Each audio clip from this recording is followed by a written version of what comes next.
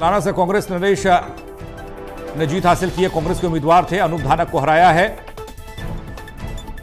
चर्चा करते हैं, इसी में बात करते हैं जिस तरीके से रुझान अब नतीजों में तब्दील हो रहे हैं, क्या कुछ, क्योंकि बहुत कुछ बदलने के लिए यहां पर होता दिख नहीं रहा, बदलता दिख नहीं रहा और बदलेगा ऐसा अनुमान भी नहीं, क्योंकि जिस तरीके से लगातार काउंटिंग आगे बढ़ रही है, रुझान सामने आ रहे हैं, अब रुझान जीत में तब्दील हो रहे हैं, उससे यह जाहिर होता है कि बीजेपी रुझानों में सबसे बड़ी पार्टी बनकर उभर रही है। 49 सीटें बीजेपी के खाते में जाती हुई दिखाई दे रही हैं, जबकि कांग्रेस को 35 सीटें मिलती हुई दिखाई दे रही हैं।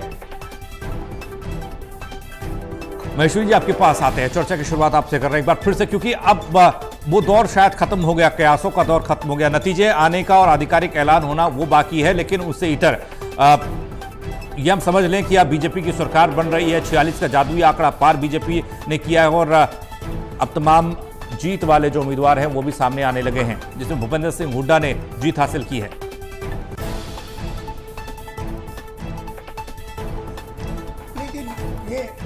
हुड्डा साहब को जीत की मुबारकबाद जी।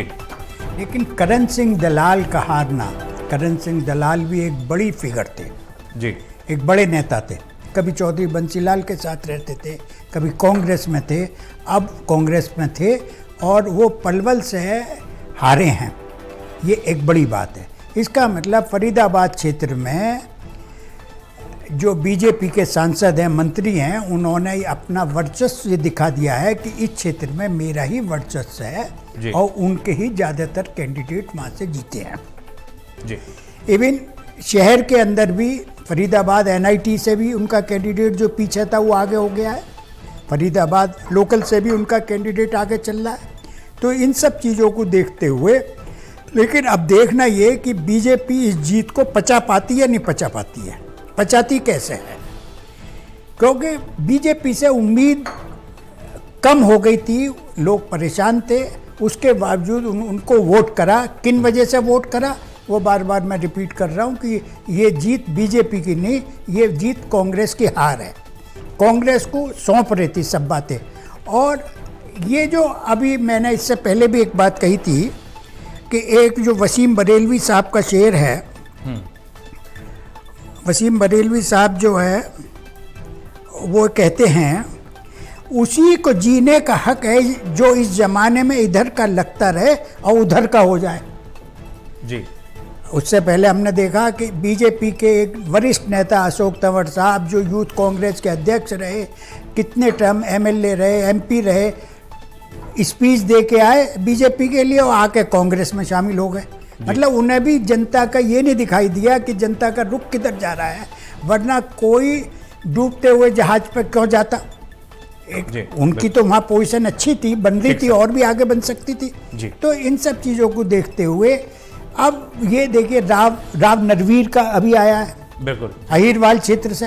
तो अहिरवाल और फरीदाबाद इन दोनों एमपीज ने अपने अपनी कॉन्स्टिट्यूंसी में, बल्कि जो चुनाव परिणाम आ रहे हैं उससे मैं देख रहा हूं कि तीसरी कॉन्स्टिट्यूंसी में धर्मवीर सिंह ने भी अपनी कॉन्स्टिट्यूंसी में काफ़ी सीटें बीजेपी को दिलवाई है जी। उन्होंने अपना पर्सनल विरोध छोड़ के जो किरण चौधरी की बेटी, वो चौधरी बंसीलाल की पोती को वहाँ चुनाव जितवाने में मदद करी।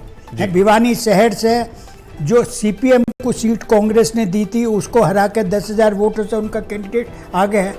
तो बीजेपी ने किसी तरह अपने सांसदों का उपयोग करा। मनोहर लाल एक सांसद हैं, उनकी कॉन्स्टिट्यूंसी से बहुत सारे लोग जीत के आ रहे हैं। ठीक है सर, ठीक, मैं आऊँगा आपके पास, अब आगे बात करेंगे इन पर, एक एक विधानसभा सीट की बात भी होगी, वहाँ जीर हार का मसला क्या रहा, कौन से मुद्दे वहाँ पर हावी रहे जिस वजह से आप पासा ही पलट गया, या फिर कुछ और कयास लगाए जा रहे थे कुछ और हो गया, ऐसा क्यों हुआ, ये भी, इस पर भी चर्चा होगी।